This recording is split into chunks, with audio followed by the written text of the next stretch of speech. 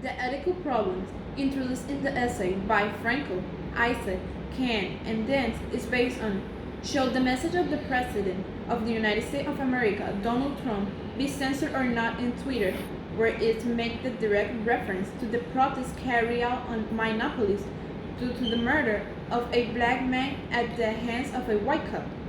Starting from this point, it is stated that the moral conflict of his writing is the finite line that exists between the constitutional rights to freedom of expression, recognized as a human right by virtue of Article 19 of the Universal Declaration of Human Rights, where it's established that everyone will have the rights to express their opinion without interference. Everyone will have the right to free expression, and the line of how far open expression right go without falling into violations of the right, security, and freedom of others. It is for this reason that the version of Article 1900 amends it later and affirms that the exercise of this right entails special duties and responsibility and therefore is subject to certain restrictions when necessary to respect the rights or reputation of others or to the protection of national security or public order, public health, or morals. Due to this, it is important to point out that freedom of speech and expression cannot be recognized as absolute. This is due to the common limitations of freedom of expression such as defamation, slander, obscenity, pornography, incitement, manipulation, and others. In the Declaration of the Right and of the Citizen of 1789, it is established that the free communication of thought and opinion is one of the most valuable rights of a man. Therefore, any citizen can speak, write, and print freely as long as they respond to the abuse of this freedom in case determined by law. That is, as long as you do not inflict what is established by law as freedom of expression, there will be no consideration of violation. Now, on May 28, 2020, the President of the United States of America published on his social network Twitter that due to the chaos and illegal inaction of a ruler of Minneapolis to establish public order, he will put the National Guard at the ruler's command to repel with fire, understand armed confrontation, any looter or rebellion out of order, provoking in a sense that the murder of a black man at the hands of a white police officer, coupled with a writing expression of President Donald Trump, ranging the debate on police abuse and racial violence in the United States, motivating African American communities to unite in a collection demands for the respect of their rights, in honor of the loss of 46-year-old man who became the new symbol of the battle for the rights of the members of the Afro-American community. Dozens of acts were carried out as a reflection of the demands of a people united by repudiation of attacks. Due to the degree of discomfort caused by the expression of the President in his message, many organizations, network, groups, and others asked for the censorship of his writing since they consider it violating the ethics for so-called free expression. That is why Twitter takes the determination to censor the President in his message, since he considered that he violated the company's rules regarding glorifying violence. In the tweet, the President refers to the fact that in case of difficulty, we will take over, and that when the looting begins, the shooting will begin. Company rules state that you cannot make violent threats against one person or many groups of people. It is based on these norms that the message was censored. However, the owner of the social network Facebook, Mark Zuckerberg, argued that Facebook should not be the arbiter of the truth of everything that people say online. He added that the police have distinguished them from some of the other technology companies in terms of being stronger in freedom of expression and giving people a voice. Still, it's not that the president of the company has not made clear his rejection of racist behavior by the police. But what his company employees want him to do, more specifically, is to qualify, label, or outright delete certain posts by President Trump as inciting violence or misleading. That is, to act as an arbiter over the president's statement and filter those that do not comply with the company code.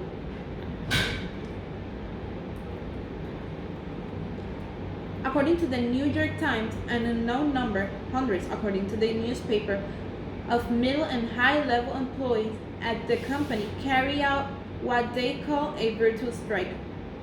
Disgust with Zuckerberg, as some have expressed on social network, has to do with his refusal to follow the example of Twitter. Trump's message was posted exactly the same on Facebook, and there it remained untouched. It is not clear how many of these hundreds of employees who participate in a virtual strike were protesting solidarity with the protests in the streets, and how many are more specifically sending a direct message to the company, although it is a small sample of a total of 48,000 workers in the company. Among those who have spoken publicly against Zuckerberg's position are important middle managers such as Jason Tuff, director of products, who expressed disagreement with the determination of the owner to keep the message on the social network. A company employee who at the time of the interview preferred to remain anonymous said that hate speech can never be compared to freedom of expression. Likewise, an employee added that in the conjunction with the company's black employees and anyone with a moral conscience, he called on Mark to immediately withdraw the president post where he urged violence, murder, and imminent threat to black people. Like these employees, there were a number of professional politicians and commentators who joined the complaint and discomfort for the president's expression. One of these people was Lauren Tarr, an engineer who posed about Facebook inaction by not knowing down Trump posts that encouraged violence, causing her to be ashamed of working for Facebook. Similarly, Lauren posts on Twitter that silence is complicity. Providing his dislike on different social media platforms, Princeton University political historian Julian Selister stated that black people today live in a fear because they feel vulnerable before those who are supposed to protect them. Make it clear that the expression written by the president for increased fear in that sector of the population. Some data that lends weight to the misuse of free speech in action and word is the hard data that suggests that people of color have compelling reasons to worry about law enforcement. Since according to research conducted over the last 6 years, black people are 3 to 5 times more likely than whites to die at the hands of the police when they are not attacking or possessing a weapon. Black teens are 21 times more likely than whites to be killed by law enforcement officials. Letting ourselves be carried away by the data collection, we must point out that in a society saddled with a violence, discrimination, prejudice, cultural diversity, intolerance, persecution, racism, diversity of social classes, the expression made by the President of the United States gives rise to the discomfort of population mass. A leader must promote the unity and equality of his people, and in the face of adversity, he must not take a position that can be misinterpreted as an act of intolerance and incitement to violence. Censorship is an issue that has been around for centuries. Year after year, countless people writing speeches have been censored for multiple reasons.